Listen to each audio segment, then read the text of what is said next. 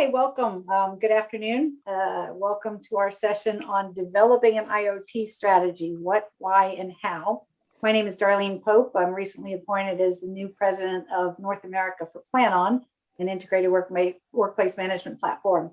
This is my fourth session in the last 2 days. I have been absolutely thrilled to participate in the Connected Virtual Tech event. Pleased to be the chair of the event as well. We've had some phenomenal panels, some phenomenal discussions over the last couple of days, and I'm really looking forward to closing off today with this session. So let me introduce our panelists. We've got a stellar group of experts on IoT. First, we have Brian Higgins, who's the CEO of Additum. Peter Rake, Global Director of IoT for In-Buildings for Switch Automation. Dhruv Shivakumar, who's the co-founder and CEO of Cohesion. And last but not least, Francisco Ruiz, Director of IoT for Oracle. So a tremendous amount of experience and talent on our panel today. So let's jump right into it. If you want to ask any questions during the presentation today, please use the public chat feature in the Purple platform, or you can chat and ask Peter Kransky in the Purple platform as well. And then Peter will feed those questions to us as they come in. So please feel free to ask questions along the way. Also, I do want to recognize one of our award winners on the panel today. So congratulations, Dhruv. I understand that Cohesion won the Connected Real Estate Award for Best Application of IoT Technology. So congratulations on that. Great accomplishment. Thank you so much. All right, so with that, let's jump into it. The first thing I want to talk about is I think there's a lot of inconsistency in the marketplace today and kind of a lack of understanding around what IoT is and what the definition of IoT is. So we're going to kick off the conversation with each of the panelists kind of giving us their definition of IoT, and then we'll start to talk about some of the use cases that are associated with that. So I'm going to start with Peter. What is IoT and why is it important to real estate? Yeah, well, I think if anyone doesn't know the acronym, it's the Internet of Things, plural. But as more often than not, it turns out to be Internet of Thing, I think, in our world, because a lot of things then talk to other platforms. So for me, it's all about gathering data in buildings, but it is this ecosystem of open protocol things that can talk to one another in a manner that can serve data to a place central. So it's really, to me, it's about, if it's going to be things plural, these devices need to work in harmony together to pull data out and get it into a place where multiple stakeholders can access it. Yeah, great. Dhruv, how about for you? What's the definition of IoT? Why is it important to real estate? Yeah, I think just to kind of elaborate on what Peter said, it's not just about one kind of physical object that's connected, but rather a network of different physical objects. So for example, IoT in real estate is important because a majority of the systems in the real estate world are not connected. They live in silos.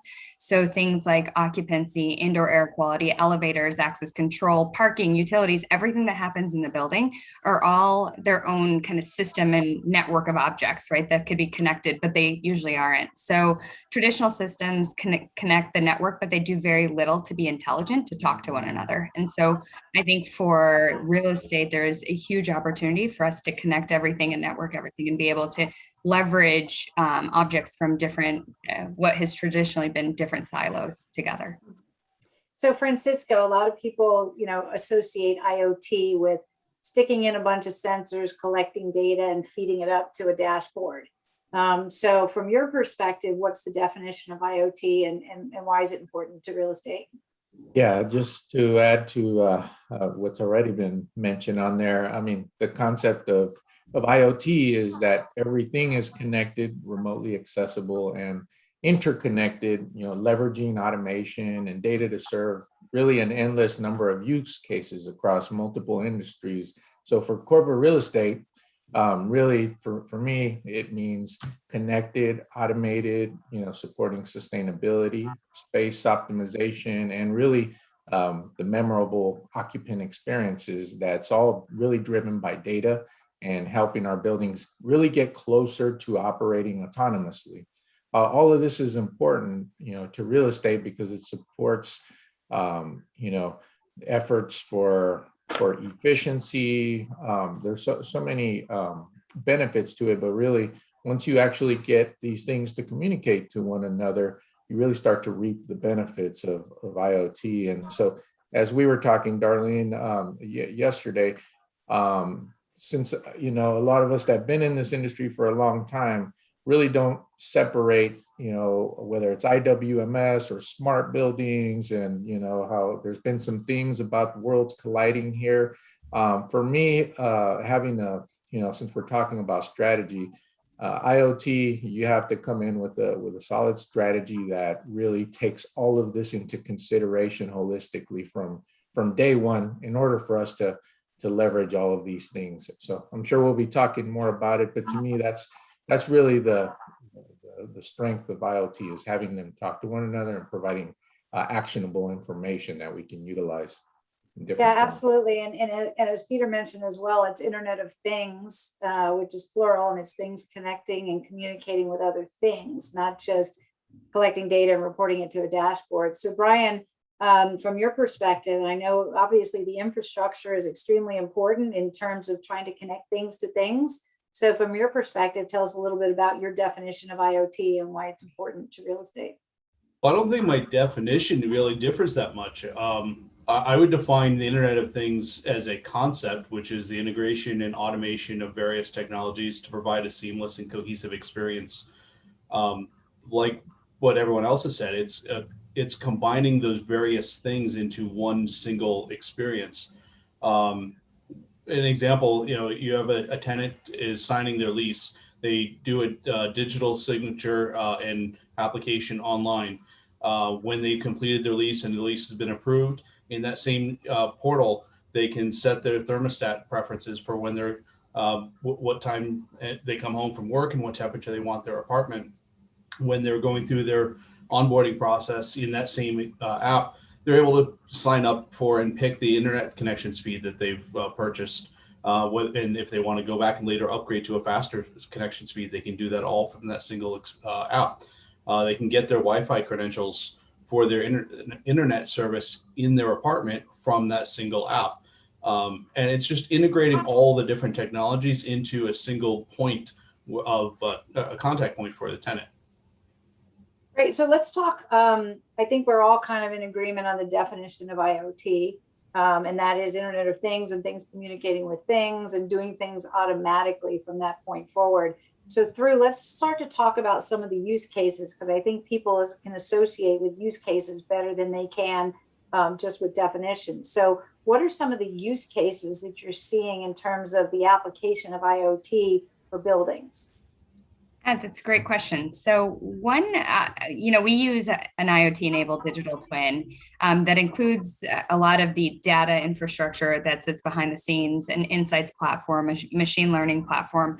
But I'll kind of stick to indoor air quality as one of the use cases. So it's a big topic area that people are concerned about post-pandemic or during this pandemic. And what we do is through a network of indoor air quality sensors that we've deployed in the base buildings, we're able to connect to those indoor air quality sensors. We've also deployed occupancy sensors to understand how many people are utilizing the space.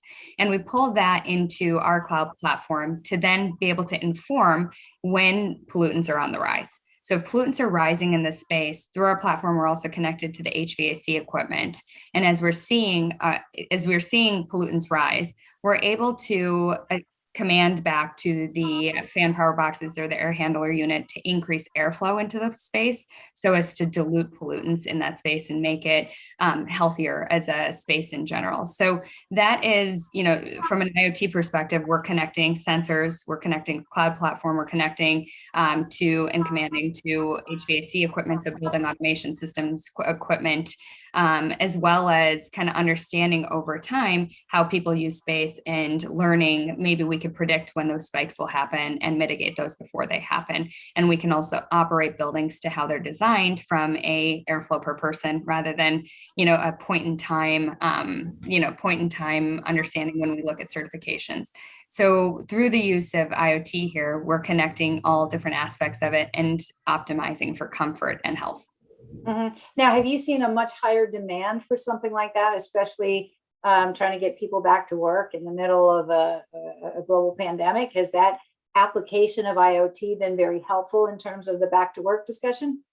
It has, and especially because we're not just monitoring it, right? So monitoring is the use of sensors and the ability to dashboard those sensors. But I think Francisco, you said to the point of being able to have actionable, take action against that data, we're commanding back to the HVAC equipment so that we're mitigating any sort of unhealthy outcomes that we're measuring. And so measurement is one piece of a smart building, return to work strategy that's going on right now. So we are seeing a massive increase in interest for this because we're not just monitoring, we're actually solving the problem at the same time.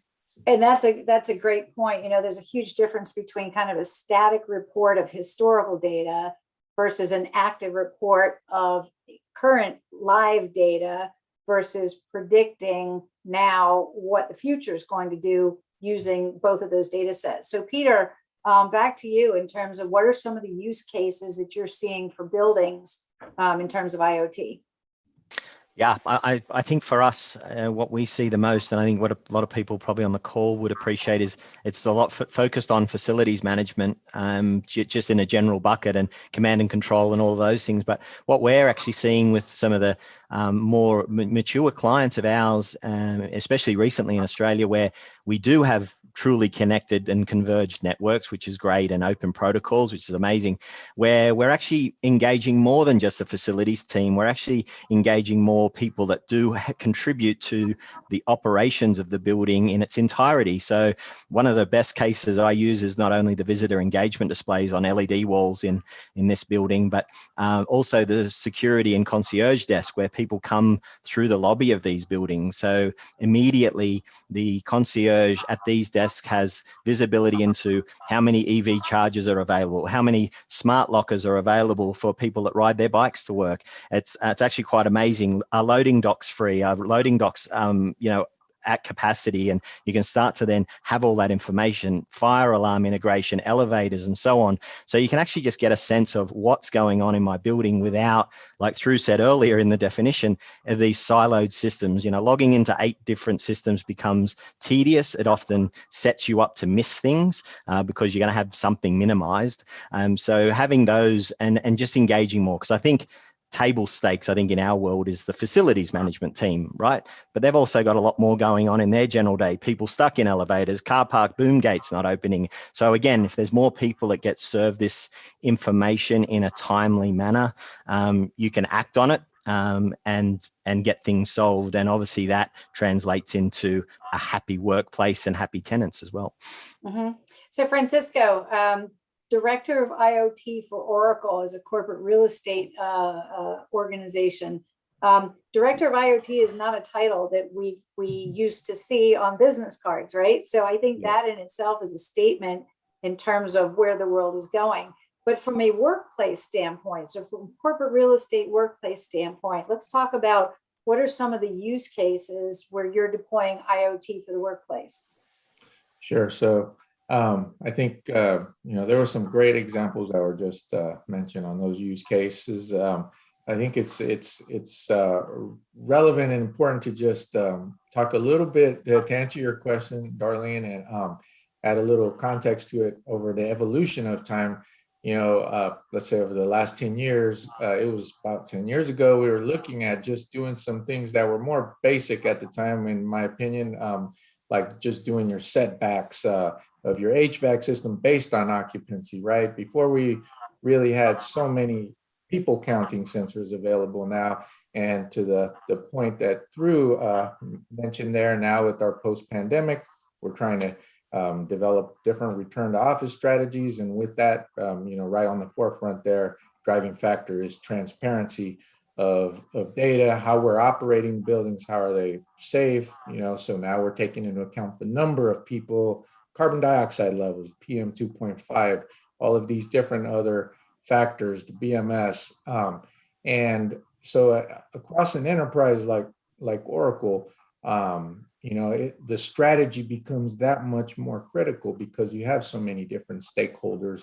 I think like Peter mentioned, It's not, the system's not just for facilities managers, or let's say the strategy is not just for facilities managers, it could be IT stakeholders that are monitoring labs, whether it's data centers, not just facilities, but it could be energy management teams, sustainability folks that are just focused on, sustainability related metrics. Really, the goal is to democratize this information so it's not just a system here, a system there. So we can really take advantage of it across an enterprise. And so to that point, Oracle and like other large corporations that are on the technology side of things, we have additional stakeholders that perhaps we're developing products as well, analytics that can utilize all of this great data that's serving various parts of the organization. And so there are so many use cases. It's really hard. And as I said at the beginning, I really don't ever separate in my mind the workplace versus smart building. I'm looking at this as this is valuable data that needs to get in the hands of all of our relevant stakeholders. And so really how we model that data, I can talk about this without mentioning specific solutions, but as an owner, really want to focus on owning that data and making good use of it. So we can skin a cat so many different ways in this industry. And I think we can all agree on the experiences doing so. And so that's, when it comes to use cases, it's really hard to zone in on one specific one other than the importance of the strategy. Sky's the limit. So let's talk then about where do you start in terms of developing your IoT strategy? And Brian, I'm going to start with you on this one, because obviously having an IoT strategy is going to be a combination of physical infrastructure and hardware, and then also your software, middleware, and the things that take the data and make things happen. So from your perspective, where do you start with your IoT strategy? Is it with infrastructure? Is it with software? Is it both at the same time? Kind of give us an idea of where to start. Well, it's definitely going to be both at the same time, but the first thing you need to do is have an understanding of what the final product is going to look like. You need to take a step back before you design anything and understand and figure out what you want to accomplish. So if your goal is to accomplish smart locks, HVAC, building access control, internet service delivery, and one or two other smart technologies, now you need to work backwards. Okay, how do you actually integrate each of those pieces? Where do you integrate them to? And finally, how do you connect them? And that's where the infrastructure comes in, because everything needs connected. It's not the Internet of Things without the internet. It's just a bunch of things. And so you have to actually have a strategy for connecting all that equipment. Your HVAC system is going to have some sort of control system. Your doors are going to have a control system. All of the different platforms in your building have control systems that operate them. That's why, as Peter said, they're all different Internet of Things. And those things each have to connect to make them intelligent and make IoT what we know it as. Mm-hmm. And so we offer our system as a backbone and infrastructure for the building that allows all those different things to gain connectivity. But I have a really good use case that goes along with that. During this past year, a lot of people were hesitant to allow service providers or even people from their building into their apartments. And so we had partners, we had providers that were going in, and they were able to deliver cases of equipment and just put names on them, just so for easy identification. Sometimes it's just a label, a Post-it note, whatever, Sharpie on the box, doesn't matter. Just to say this is going to unit 23, this one's going to unit 214. And then they were able to put those boxes somewhere where the tenants could get to them. And the tenants could then go, when they're comfortable, retrieve that equipment. And that equipment was Wi-Fi equipment. It was TV, Roku streaming equipment, stuff like that. And the partners were able to pre-configure and have all of that equipment set up and ready to go, so the tenant could just take it and plug it into at their will, without having to allow someone into their space when they weren't comfortable allowing any third parties in. And along with that, when you have all the IoT data coming into various dashboards, that allows you to troubleshoot that equipment and those services that you're providing to the tenants.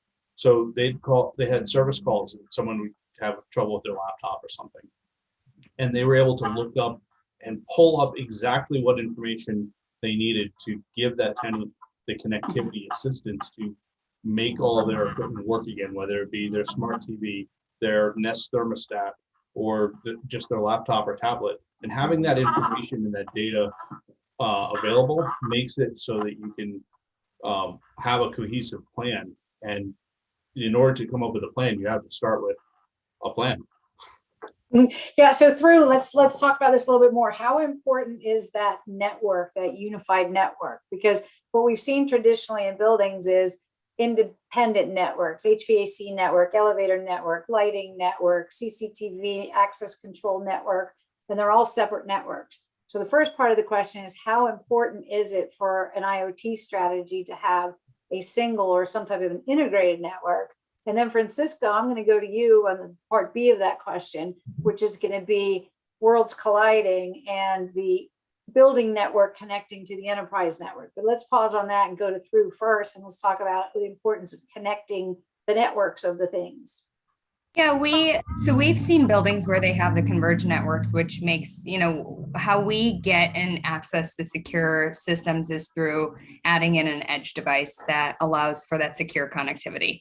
If there's multiple networks for the larger system, so access control usually has one, and BAS system also has, their own elevator systems also have their own network. So we will connect into all of them. For us and how our infrastructure is built and our architecture of our system, it really doesn't matter because our digital twin and how we intake from our IoT platform, it's all built to understand the different space domains. We understand the different network domains. And so our system allows for that multiple network connectivity. It does make it harder when you're troubleshooting something though. Like our infrastructure can handle it, but when you kind of come back to the support side of it, we have seen time and time again that often it's if we lose connectivity to something or something goes wrong with that base system, it's oftentimes a network connectivity that we've lost, and that sends everyone into a tailspin to try and figure out what's going on in the building. And sometimes it's actually not that complicated, but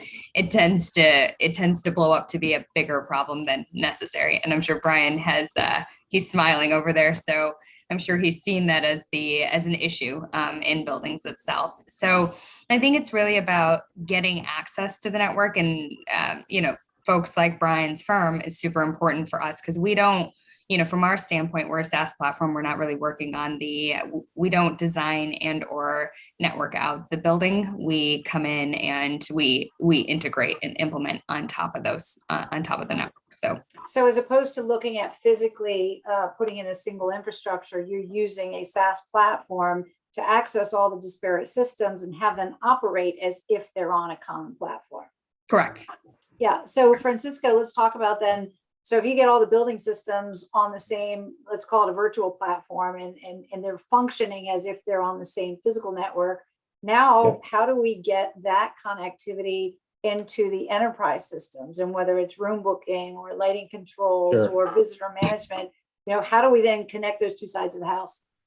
Yeah, so since we're talking about strategy, part of the strategy, very important piece right up front, once you get through your use cases and figure out what you're trying to accomplish, that kind of helps you identify what systems even need to talk to one another. And I'll reemphasize that there's so many ways to go about this, so many ways to skin a cat. So starting with that in mind, with my approach, I'm going to mention here is just really utilizing a lot of best practices in terms of, goes without saying, we haven't mentioned it yet, but cybersecurity, super important part of any strategy when it comes to smart buildings. So we can go on a whole nother topic just related to that. So I'll just mention that. But with that said, I think part of initially a good strategy would be to identify, your architectures, which there are so many options. We've talked about, I heard SaaS options. There's also on-premise options.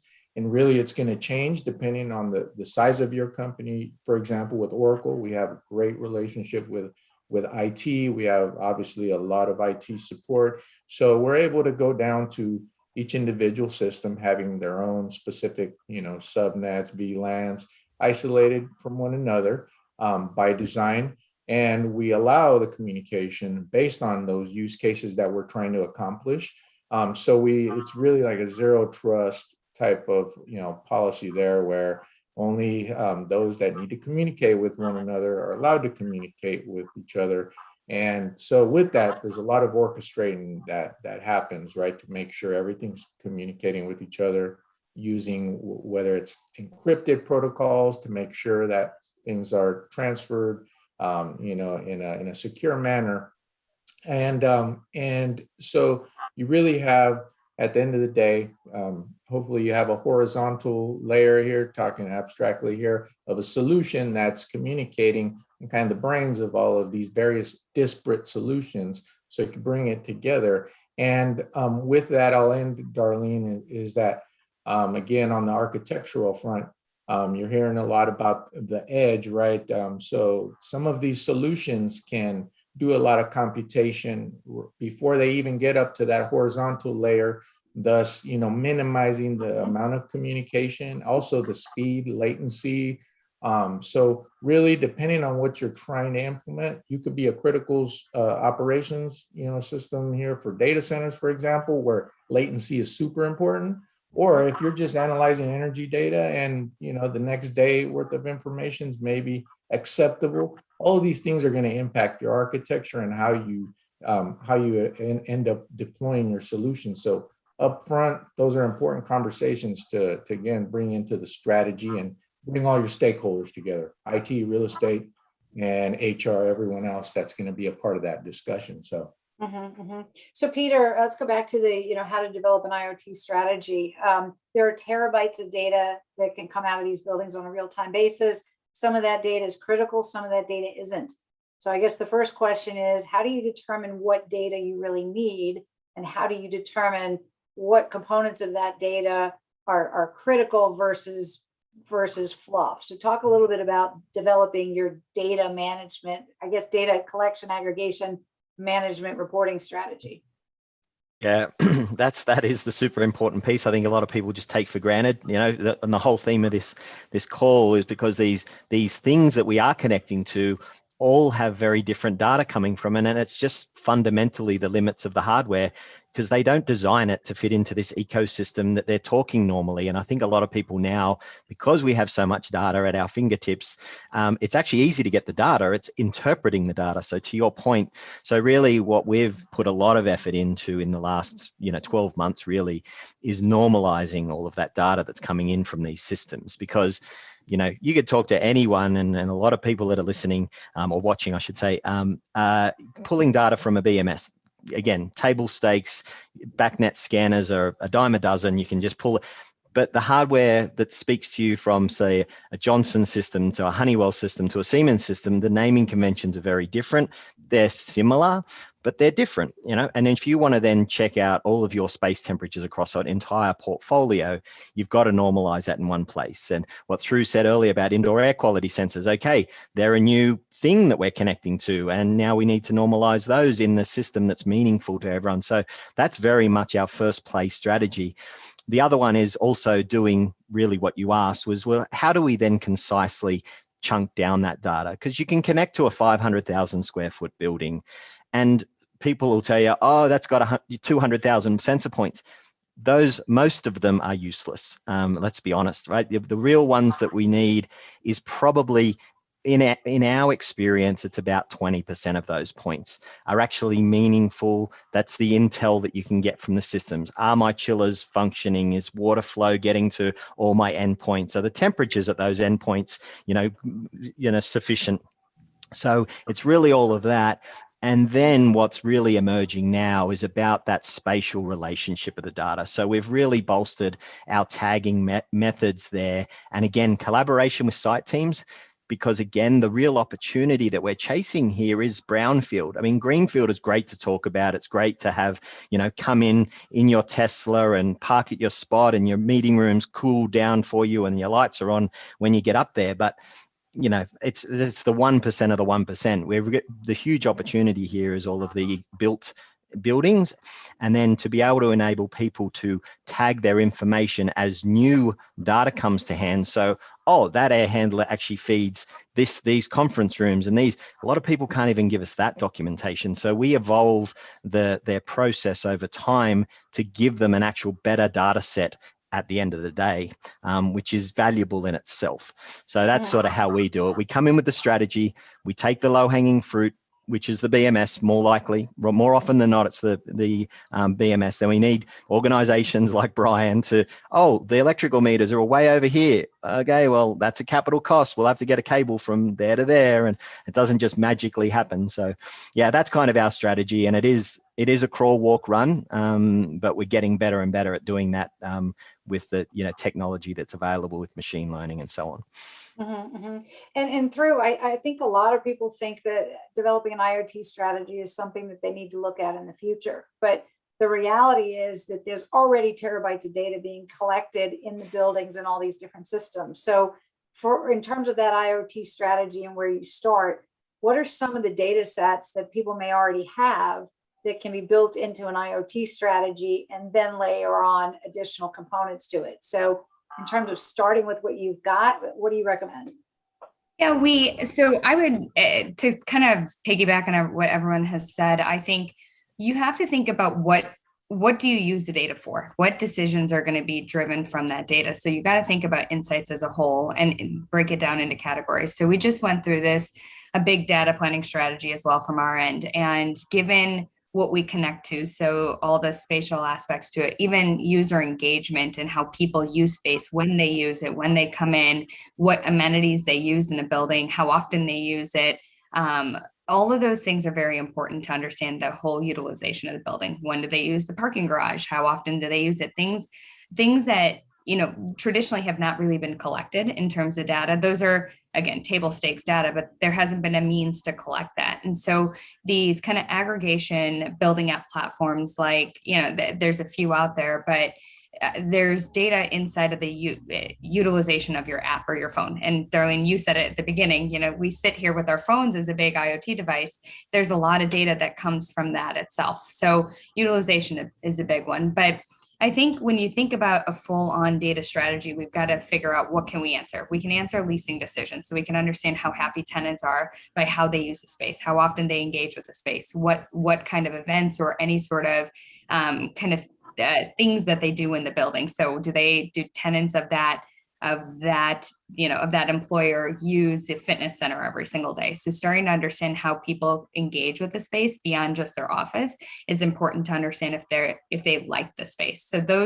So leasing decisions can get a lot of data aggregation from how just off of people's phones and how they use space while still remaining anonymous to the actual individual human. The other one is kind of operational performance. So how quickly are the folks on the ground, so your engineering team, your janitorial team, how quickly are they responding to a service request ticket? When are they responding? We've seen a bit of putting dashboards in place that show that a service request ticket takes 10 days on average to close, has already reduced that time to service the tenant. That's already driven that time frame down because people are now conscious of how quickly they're servicing. So all of these aspects of data are shining a light on how tenants are being serviced in that aspect to it. So there's, again, systems that are already in place have a lot of this latent data, but how you use it to make decisions and improve tenant satisfaction by improving service to them is a key component. And then you can leverage all of the outside of the operational data. You can start to look at how you take the different data aspects and create a sustainability strategy, looking at how ESG factors can be improved upon. And then ultimately getting to more risk modeling when you look at stress testing an asset for different types of crises. Like we just went through a public health crisis, right? What about a financial one? What about any sort of, a disaster, an environmental disaster? All of these things, we don't really stress test real estate other than from a financial perspective, but we could do that through an operational one when we can connect everything. So I think in terms of a data strategy, I don't think I don't think every building has to have a different data strategy. They might have a different focus within a larger framework of the availability of data in general.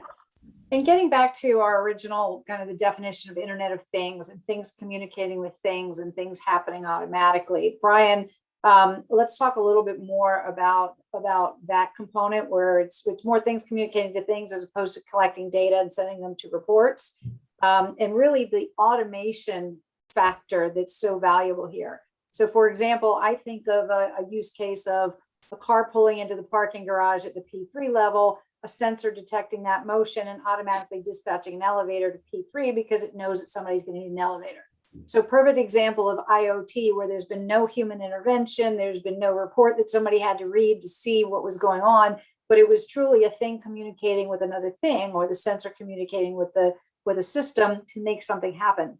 So in terms of that, when we're starting to connect things to things, what are some of the challenges associated with that type of automation, whether it's between devices or systems or even people? Well, I think the biggest challenge with anything like that is going to be the actual automation middleware. You've got a smart elevator system that you can call from some API. You have your garage access control modules that say when the car comes in, that's its own system. Now, how do you actually make those two devices talk to one another? Well, that requires some sort of middleware logic that can fire based off of, all right, this unit, the car that just pulled in belongs to a unit on the top 10 floors. The top 10 floors have a different elevator than the bottom 20 floors. And you've got to have some form of automation there that does that. As the buildings get larger and larger and the IoT benefits get larger and larger with them, the complexity to automate those systems gets just more complicated, infinitely so. So I think Francisco is probably a good person to speak to those types of automation pieces, because that's in your automation logic, which is really going to be the biggest challenge. The second biggest challenge is just simply connecting everything. You have a system that can talk to something else, but how do you actually get that connectivity to that? If that's over on one side of the building and everything else that's smart is on the other side of the building, now you've got to extend your connectivity. The traditional method for that is call up the cable company and say, hey, can you come in and drop a cable modem in on this side of the building? And they charge you another $175 a month for a cable modem to power the elevator control system. And so there's a lot of efficiency you can gain by having a good strategy, which brings me to the one piece of strategy that hasn't been touched on, the cost. How do you pay for the IoT system? A lot of these IoT systems, the sensors, the automation tools, everything else, it's expensive. And you have to have some way to justify that cost and a value to say it's worth putting in. You can't just put stuff in because it's fun and cool and it's neat. You have to actually have a real return on investment. And in some cases, that return on investment is health and wellness, but other times it's just simply dollars and cents. And you've got to pay for all that equipment somehow.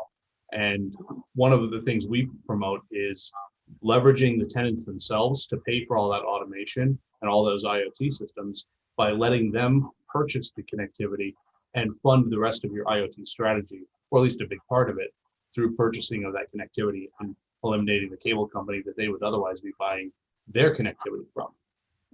So, and a good segue, because I was going to go to Francisco next on that question anyway. So, Francisco, again, from an automation standpoint, it's really only IoT if there's something automated going on between the systems. So, tell us a little bit about your IoT strategy and how you're starting to automate either systems or devices so that they automatically do something based on data they're getting from something else. Yeah, just to build on a little bit of what Brian said there. Well, a funny term that mentioned before is, we usually have IOP, Internet of People, doing a lot of disparate things, manually. And so I think at the end of the day, one of the main goals of IoT is being able to automate so that we can truly take advantage of the, and reap some of those ROIs that I must say, as mentioned earlier, become more and more complicated. I have no doubt that it's there, but as you go from, for example, your table stakes of energy metering, let's say, and sustainability, those are really easy to measure. You have your different measurement and verification methods, and then as you start to move into space utilization, let's say, still it's not as difficult to measure. But now as you start to get into the occupant experience and wellness, while there are various methods that's still very much so evolving, but overall, all three of those real big buckets, which also can be compared to, as I know you're very familiar with, Darlene, the 330, 300, or I was just about to say that. Yeah. It becomes more and more complex as you go, up that path there. And ultimately, the ROI is really driven by the ability to automate. So within, like your question there, what are we doing within Oracle? The strategy is always evolving, right? So what it was 4 years ago to what it is today, it's continuously evolving. It's a live document. It's going to continue to evolve as these technologies evolve. We weren't talking about the pandemic related technologies, I'll call it, as much, even though it was wellness was being discussed 3 years ago, 4 years ago, even before that, but it was a lot harder to get, approvals to go in that direction than it is today. Obviously, we want to try these things out. And so, back to the main question here around automation. I think that's number one. That's what we're all trying to achieve with these systems, to talk to one another so it can reduce the amount of manual efforts that are required, or, and really allow our workforce to work smarter, not harder, and take advantage of this data. And last thing I'll just mention that's extremely critical that we haven't really discussed, but is the evolution of skill sets that are required to actually take advantage of this data. So that's where I think the real big challenge is right now, is making sure that the data is being utilized as effectively as it can. And that's going to be a combination of the technology, the people, and processes that's continuing to evolve. Yeah, and I think that's so important when you're looking at ROI, the 330-300 principle, where you're not familiar with that. It's the average cost of money per square foot that people spend on energy, which is about $3, versus space, which is about $30, versus people, which ends up being about $300 a square foot per year. So I think, the primary business driver for the application of technology in real estate is making sure that you're focusing on your people, and whether it's productivity, health and wellness, happiness, satisfaction, comfort. And so I think if you can solve for the 300, the 30 and the 3 kind of come along with it, as opposed to solving for the 3 and sacrificing the 300. So I think it's a balance between all of those things. So Peter, let's talk a little bit then about, I think what the world has seen in the last, 10 years is this move towards, it used to be proprietary closed networks, now moving much more towards open protocol, APIs, we didn't used to have the ability to connect things to things. So talk a little bit about that piece of the equation in terms of the ability to now connect pretty much anything to anything else. Yeah, that's a great point, and it's partly why it's part of our product evolved into actually doing a digital audit of your building before we even speak to any of that, because there's so many people when we walk into the building, they say, yes, I've got that, and then you connect and they don't, or we're not seeing anything. Because like I said, the really easy thing, and this is I think why a lot of people mix up and blend IoT, but it ends up actually back to BMS, is because it's the thing that affects that 300, right? It's the big unseen, but if I'm hot, man, you'll hear about it, or if I'm cold, you'll hear about it. So for us, it's really about that initial engagement and actually taking your time to assess have you really got all this stuff you just told us you have? Do you know you've got open protocols? Because there still is buildings out there that have proprietary protocols, or they didn't buy the license for that, or they didn't subscribe to get that data. And that's sort of what, we do as almost building coaches for everyone. Because if you've got a portfolio of buildings, you didn't actually buy the asset because it had open protocol systems in there. You bought it for where it sits, on the planet, and its return on financials. I think Drew said that before. It's really financially critiqued rather than what systems are in there. So it is getting better and better. Honestly, in the last 5 years, the maturity of the specification documents we're seeing come out for projects with these capital expenditure projects, programs, open protocols are stressed across there. Unfortunately, for when we do these digital audits of people's buildings and they have proprietary stuff, there isn't much we can do about it. I mean, there's many systems out there that claim that they can hack some proprietary protocols, but the day that the manufacturer decides to upgrade firmware or do something, then it's likely that driver won't work anymore. So I like to stress to people that choose open protocols, choose systems that can truly work together as things communicating together. But because it doesn't matter if it is a proprietary protocol, because sometimes they're published. Lutron is one of those. It's a proprietary lighting system, but it's a published protocol. So software organizations like through and ours, we can write those drivers. We got software teams that write those interoperability between software and the edge devices. So that's just getting more and more, and it's easier. It's getting very cost effective today. It doesn't have to be part of your building management system. It can just be part now of your networked things system, if you like, or converged network. Well, Peter, also, what about the importance of naming conventions? When you're trying to connect things to things and system to system, and you're calling this room something differently in one system than the other system. Let's just briefly touch on naming conventions and why that's so critical. Yeah, no, that's getting a lot of momentum. I think, the late 2020, now 2021. I mean, all of the ontology and tagging conventions, and it's great to see that. I think a lot of us are sticking to standards that are emerging, and a haystack and brick is kind of a day to day for us now, and standardizing on that actually allows people to harvest the data. Francisco touched on it before. The people and the skill sets that we're seeing emerge. We've just recently this month hired another 5 data scientists that are just going to help the product, because it's interpreting the data.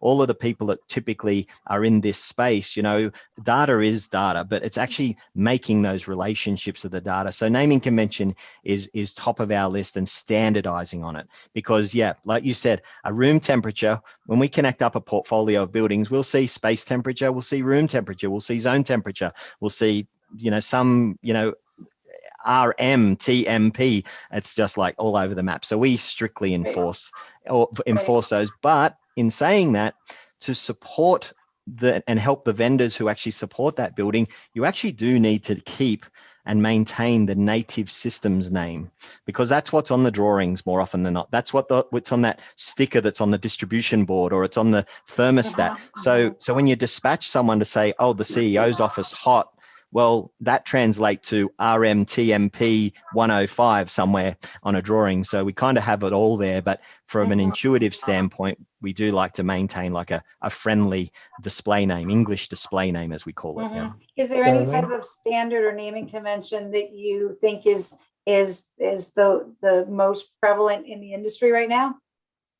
Well, we are keeping with haystack and brick at the moment for us. Yeah, so that's what we'll stick with. I mean, I guess strictly speaking, there's probably no standout, but for us, that's what's working for clients, and some digital, their digital strategies, I guess they're calling it, and digital twin, and that relationship. So that's where we're headed.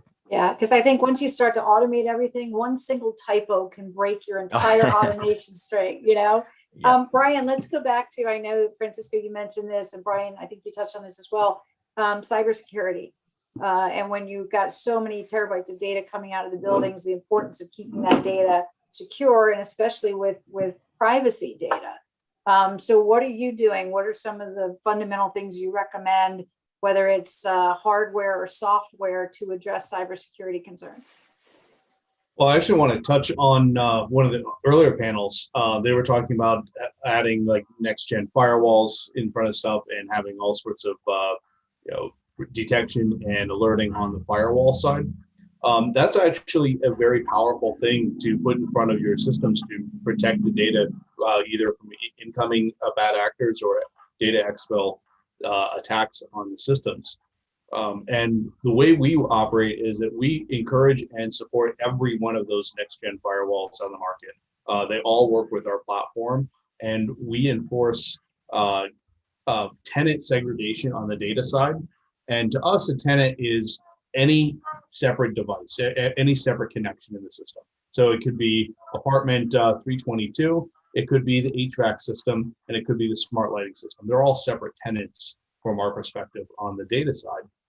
And we make sure that no data goes between those tenants, that they have it explicitly authorized to go between each other through their own firewalls. And we let them control those firewalls so that if you have different security requirements in unit 32 versus you do in unit 402, then they can actually control their own security requirements based off their own independent needs. This is something that's absolutely critical if you're in a commercial building, because they're going to have their own IT departments and their own security requirements. And those may not even be coming from that department. That might be a division of a bigger company that has policies and rules dictated to them by corporate. And so you have to be able to work with those requirements they have. And so we try to make sure that every advanced next gen firewall, security filtering, or anything like that is supported. And we enforce out of the box that you can't have data crossing between tenants. So I know we only have about 10 minutes left, so I want to make sure we make the best use of that time. One of the use cases that we really haven't talked about, and through I'm going to come to you on this one, is occupancy. I think occupancy is probably the number one data set that we need to solve for, not just pre-COVID. We should have been solving for it before the pandemic, but especially now to really understand how many people are coming into the buildings, location-based services, where are my people? So whether it's for energy, space, employee experience, I think occupancy is the absolute number one data set. So how do we use IoT to get the information we need around occupancy? And what are some of the use cases that you're seeing for that occupancy data? Yeah, I think there are two different ways to get occupancy. So we could do it, we can get granular from sensors themselves, and that is the most granular way to get that. We can also pull check-ins. We can't get real-time occupancy off of access control systems, and also depends on what kind of access control you've got in your building or in your space. So you can look to see how many people have checked in, but that's about all you can do from the access control side. But when we think about how we aggregate the data, about a year ago, we were doing occupancy before and trying to sell why people should care about occupancy before the pandemic. And I come from parking and hospitality, and we tracked people all the time, right? And we looked at turnover and we looked at all those things. But in commercial office, it was all around lease occupancy and vacancy, right? So is the building leased or not? Not about how many people utilized it. When we started, a couple of years ago, we had asked our buildings, well, what's the max occupancy for the building? And the property management team and the ground ops were like, I don't know. Like, I'm not sure. I mean, are you talking about fire code? And I was like, no, how many people can use the building on average, or how many people use the building? And the answer was, I don't know. Let's just get you with the fire, right. Feed fire. And we're like, okay, well, how do you plan your labor? How do you staff up your resources, either from who's working the reception desks, or who's, how the janitorial staff is working throughout the days, not after hours, but throughout the days. And how do you look at engineering staff? And they're like, well, the ground ops really make that decision. So what we started to realize was that there was not really much of any sort of baseline or benchmark as to how the operations were staffed according to the number of people in the building. And it's not just, you can't look at occupancy just based on the tenancy of the building, right? So those who scan in, but you have to look at who else uses the building. You've got retail tenants on the ground at some buildings that, you know, are somewhat mixed use. You've got vendors coming in all the time. You've got visitors coming in. So you have to know all of the different aspects of occupancy as a whole. So again, an occupancy sensor is the best, but it can't tell you who's coming in, right? It can't tell you that this tenant is, you know, this tenant has this many people. That needs to be connected to access control. So you start to look at this, when you think about IoT, you have to have that connectivity of occupancy sensors to the access control. So you could see what tenants are coming in and using the space. So you could have an insurance company using the space really truly 9 to 5. And then you've got a tech company on another floor that's using it really 10 to 7 or 10 to 9. And so without understanding, without having those tools and the IoT platform to really think about how space is used, you won't be able to answer the questions of how do you staff accordingly and how do you run your operations.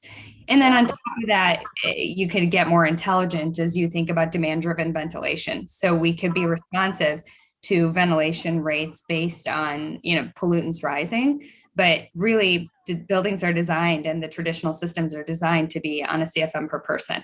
We never operate that way because you don't actually know how many people are in that space. And so with occupancy sensors, you can also do that and tie that into the building systems. You could do that with HVAC. You know, people claim to have demand-driven HVAC systems, but really it's not demand-driven off of occupancy again. It's based off of either, you know, some sort of learned model or some sort of some level of more intelligent scheduling, whatever that means. So well, yeah, and on that note, I know we only have a couple minutes. Let's do our final thoughts in terms of think outside the box. What comes next? What are we going to do with IoT? And, you know, I'm going to kick it off by saying every single person coming in and out of a building has an IoT sensor in their pocket, right? This is probably the number one IoT tool that everyone on the planet, except maybe my mother, has, that they use, and they walk into a building every day and here's our sensor, right? So let's talk a little bit about, you know, think outside the box. What can we do with IoT? I mean, outside the building, we're being tracked all the time. We use GPS blue dot wayfinding. We use it to see traffic up ahead of it. We use it to do find a restaurant near me now. And then we walk into the building and that all goes away. So how can we use our IoT tools to connect to the building systems, to do blue dot wayfinding indoors, to book a room by walking into it, to adjust our temperature by picking up an app and pushing one button saying, you know, cool my space. So that's the kind of, you know, think outside the box stuff. So let's go kind of round robin. I may have stolen everybody's thunder, but I don't care. Peter, let's go to you. What do you see next in terms of IoT, and what's the think outside the box? What do we do next? Well, you did, but I totally agree with it, because I think that is it. It's a total disconnect, and for me, it's just going to get better and better, because it's really not the technology that's the inhibitor. I think there's a great fear of the unknown. So for me, the out of the box thinking is actually let people's minds run wild. Brian touched on it before. You can't just do this stuff because it's exciting, and you've got to actually have a business case for it. But wayfinding in buildings, going down, having, you know, ordering your coffee and going downstairs, all of that, you know, interoperability of the buildings, building services, booking, you know, convenience, lifestyles, having a break through the day, you know, booking gyms and all these things that actually are in buildings that became ghost towns, obviously the last 18 months. But yeah, let's get back into buildings and have that connectivity, because if it's a chore, you won't do it. I mean, that's just the reality of it. And like you say, we sit on our couches and we're looking at blogs and you're watching TV, you're inundated with information. You come to work, you're isolated. So it is. No, I think you summed it up really well, but that's my excitement or my enthusiasm, I guess, going forward is to get people back in buildings, but get them to connected to more stuff. Yeah. Well, even, you know, nobody asked me, do you want GPS on your cell phone? They just gave it to me and I consumed it, and the world consumed it. So when do we get to build it and they will come? And how do we get the outside technologies inside the building? So Francisco, what's next for you? What's think outside of the box? What are you doing next with IoT? Yeah, so just to close out here on my end with that question there, and just to your prior question, I do believe occupancy is the driver point that is going to enable, you know, everything in a smart building, experiences, automation. And so, as you mentioned, using the mobile phone, that gives you, I mean, very precise data as far as where a person is.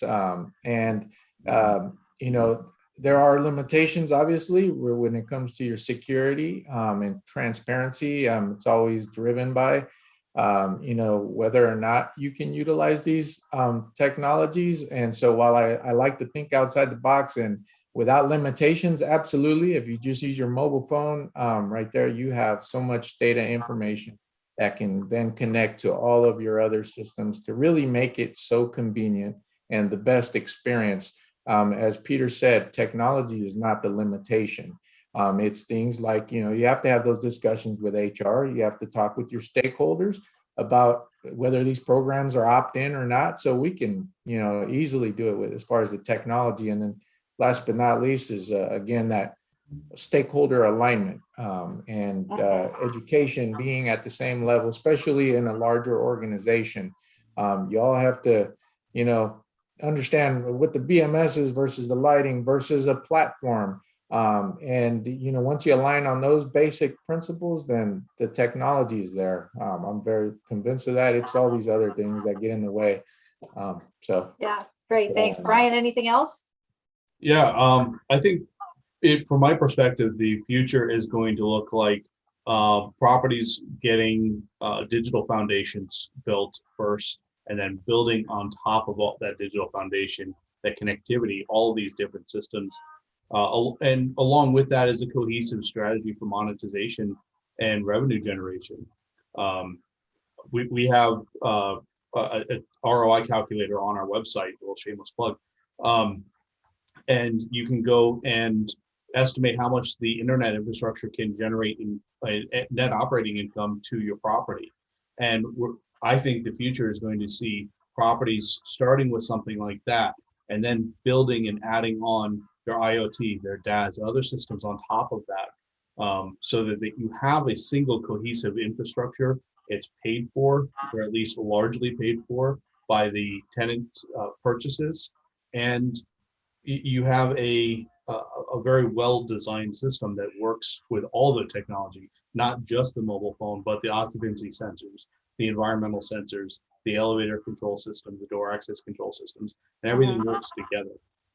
So Drew, I'm going to give you the last word. So after we get that digital foundation, where do you go from there? What's next? I think the most exciting thing about IoT platforms is we're making healthy, green, and engaging buildings achievable. And I think that's the most exciting thing that we're going to see over the next 5 to 10 years. So Great. Thank you so much. It was great final words. And I do want to thank all the panelists. It was a wonderful conversation, very enlightening. So Brian Higgins, Peter Rake, Drew Shivakumar, and Francisco, thank you so much for your time. I hope you guys enjoyed the panel. I'm going to head down to the Plan On booth at the Purple World. So if you guys want to, if you have any other questions or want to continue the conversation, be happy to meet you there. So thanks, everybody. Have a great afternoon. Thanks, everyone. Thanks, everyone.